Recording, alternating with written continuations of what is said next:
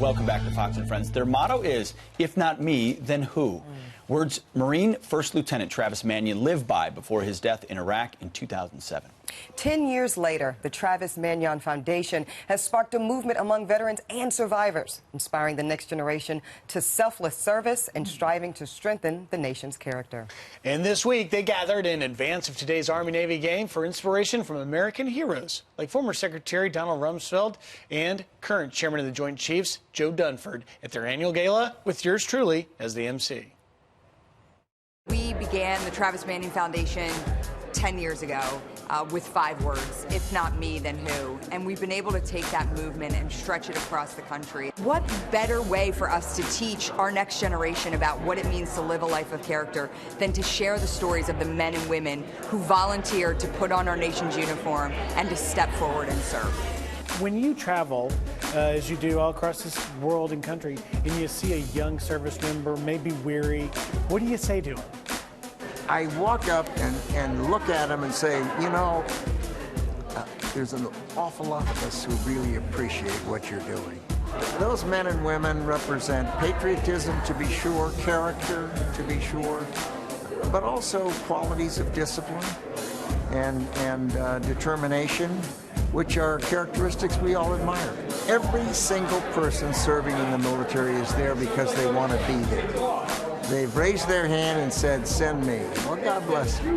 I am inspired every single day by our future leaders.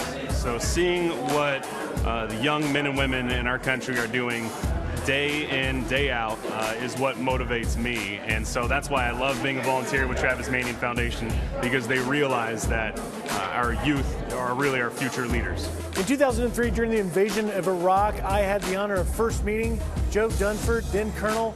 Now he is General Dunford, Chairman of the Joint Chiefs, the highest ranking officer.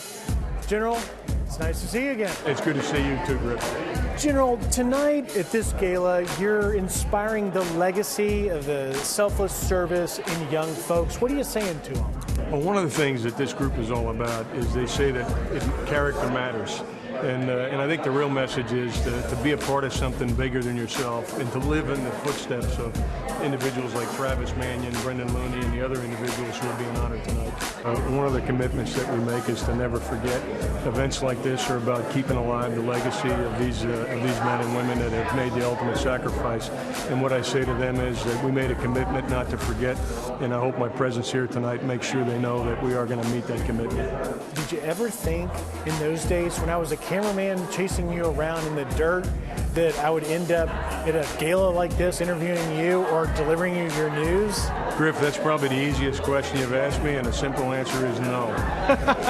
General, thank you very much, and we appreciate your services. Great to see you, Griff. Thanks. So General Dunford there. Awesome. General Dunford mentioned Brendan Looney, Navy SEAL. He was Travis Manion's best friend. They are buried side by side in Arlington. They are. And another little fact, Secretary Rumsfeld was the congressman many years ago who put forth the all-voluntary military. It was because of Rumsfeld that we have that today. Very That's cool, excellent. man. I love well that. Well done, Griff. That's I'm also great job. shocked every day that you bring the news to America. Easy no. That's an easy Great no. stuff. I love that answer.